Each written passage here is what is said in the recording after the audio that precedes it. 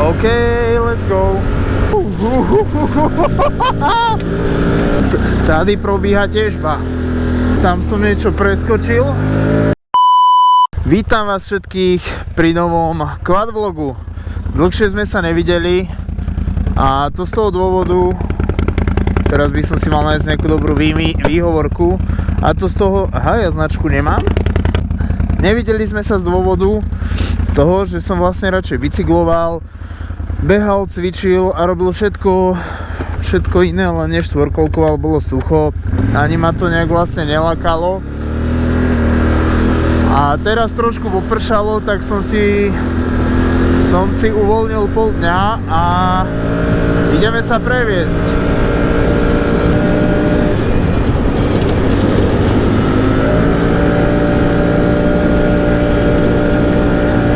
No, takže vyzerá to, že dnes to bude dynamická výška vo dvojici.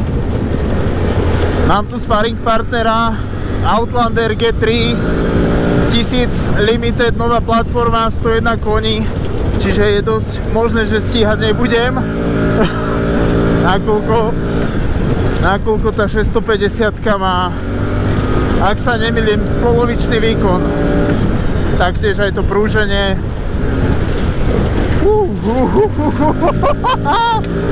Pekne, no. Pekne to začína.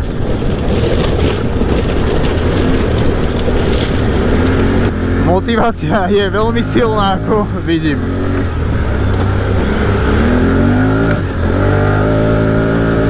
Mal som možnosť sa na tom previesť po rovine a akože ten výkon to je niečo neskutočné, fakt. To ide. Ty kokos, je to možné, koľko to má výkonu tá 1000? Wow. A ja skúsim v rýchlosti vysvetliť, že čo sa vlastne minule stalo.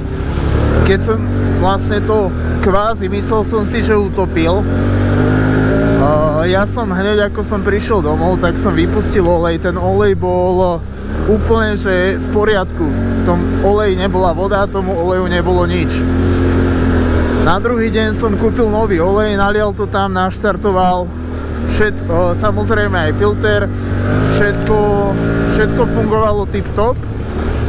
Tú chybu vlastne nízky tlak oleja mi to už viac nevyhodilo, tak som googlil a bolo to práve kvôli tomu, že ten motor bol, aj všetky tie komponenty okolo bol zohriatý a ja ako som ho vlastne narýchlo schladil, tým, že som vošiel do tej vody, takže ono sa to na tých kanamoch stáva.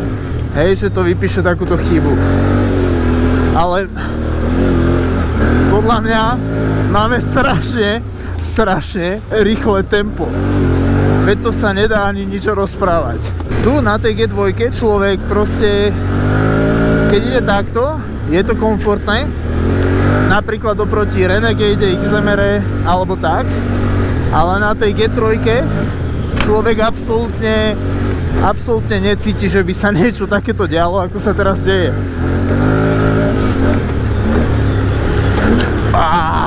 Ja som na tom dlhšie nesedel, asi 2 mesiace a nie som vôbec na toto nastavený, na takéto tempo.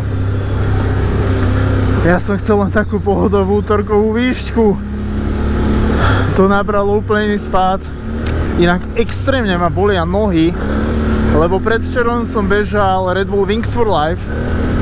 Zabehol som 15 km, teda bez 500 metrov, čiže 14,5 km.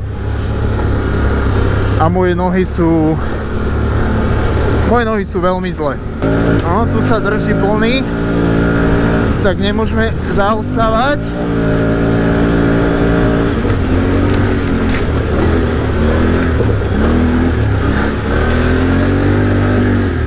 Miestami sa len tak pozriem na tachometer a keď to vidím, tak mi je trošku mdlo. Tady probíha težba. Riadny harvestor, alebo čo to je. Ja si neviem predstaviť, že by som mal tiež tú G3, lebo to by moja súťaživá povaha veľmi ťažko znášala, že mi takto non-stop uteká. Takže možno je dobre, že nemáme G3 a ani na ňu nemám peniaze, lebo by to zle dopadlo. Ale je to také kloské, také osliznuté, ale zároveň príjemné. Lepšie ako na suchu sa voziť. Takže keď bude voľná chvíľa, pozriem brzdové platničky, zároveň musím vymeniť remeň vo variátore a zároveň prevodový olej a olej v zadnom diferáku. Takže servisné video sú. Ja som inak natáčal aj servisné video o tom, ako som menil ten olej, len som mal proste na hovno sklon kamery nastavený. Non-stop mi niekto volal na telefón. Takže nakoniec z toho nič nebolo, čo ma mrzí, lebo mohlo by to byť zaujímavé. Ale ako sa hovorí, není všetkým dňom koniec. Radšej chodím v takomto teréne na zadku, lebo si viem ten zádok hodiť ako potrebujem. Keď to idem 4x4, tak tá štvorkolka není pretačivá vôbec. A je to za mňa na takýchto trailoch ťažšie na ovládanie. Teda mne to je prirodzenejšie na tom zadku.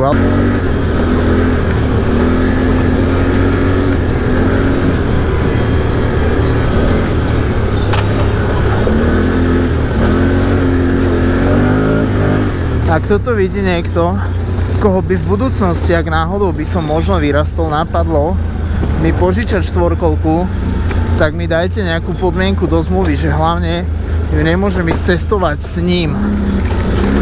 Lebo toto to je masaker. Tak teraz tu je strom. Či ideme ho prejsť?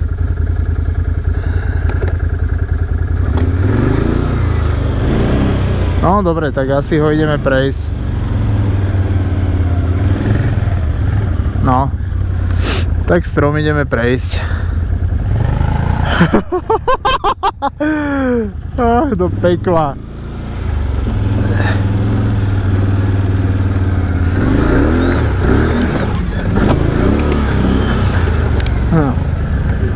Tak. No. Tu si to pýta redukciu.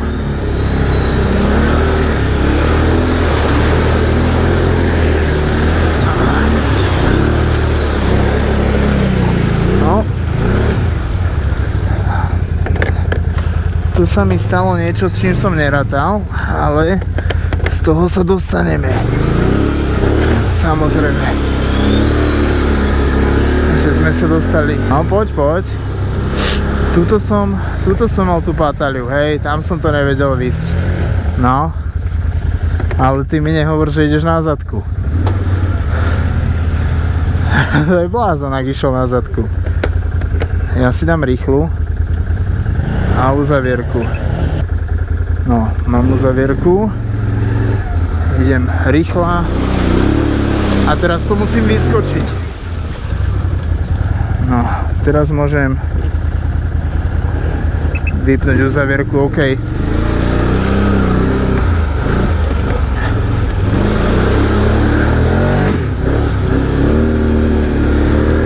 Dobre, to by sme mali. Bahen a koupel za nami. Aha, zasa chytáme tempa, dobre.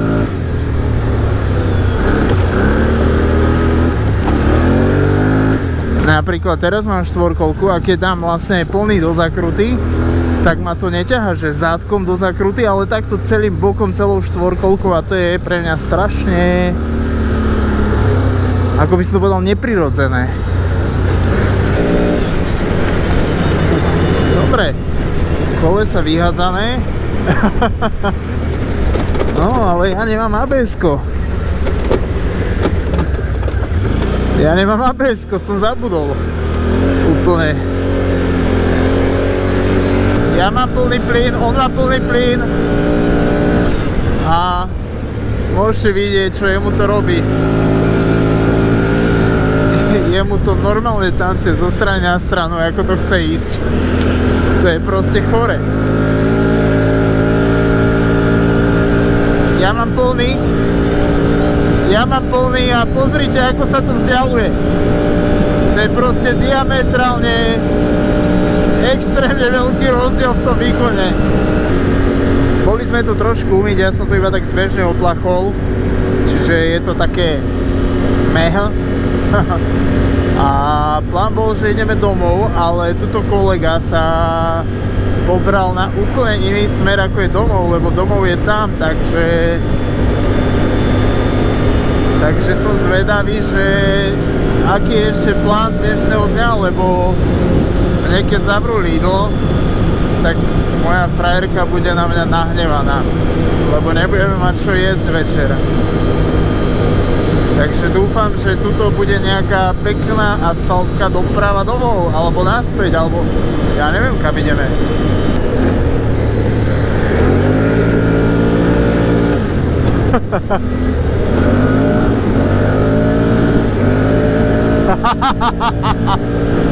No, takže nastala troška zmena plánu. Teraz som taký šúter dostal do hrude. Nastala zmena plánu, chceli sme ísť už domov po ceste, ale nepôjdeme po ceste. Ešte máme pred sebou jednu rally rýchlostnú skúšku na asfaltovo-šotolinovej trase.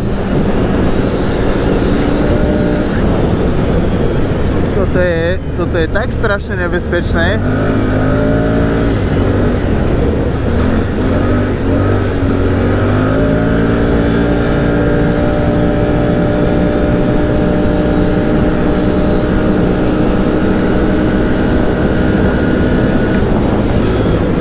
Áno, regulérne prší. A ja v okuliaroch nevidím nič. Outlander G3 sa mi strátila. Chvála Bohu, možno aj aspoň nemám takú motiváciu vlastniť. Ja si neviem predstaviť, že by som mal teraz Kana Maverick s tým turbom. Ja by som tu išiel 1800 asi. Fakt je dobré, že niektoré veci sú drahé a potom si to nemôžu hlúpi ľudia kúpiť a tým pádom si neublížia. Stále nám prší.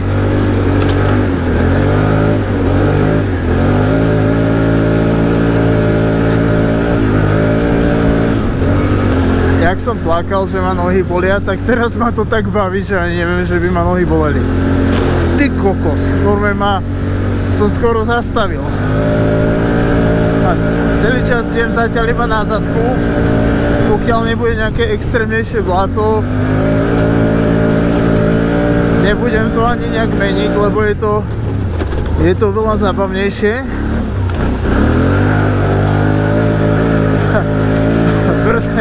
Brzdiť plné brzdy hore kopcom. Opa, tam som niečo preskočil. Teraz neviem, či mi bláto padá na hlavu alebo prší. To je asi už jedno.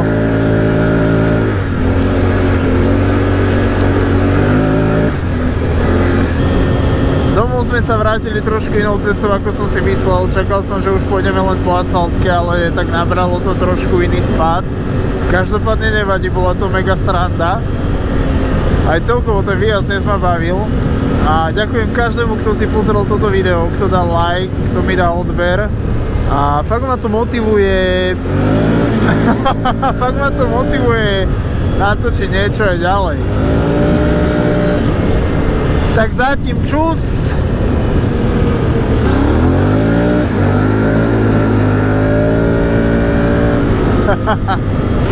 Viem, že som video už ukončil, ale tá obloha je nádherná. Nádherná.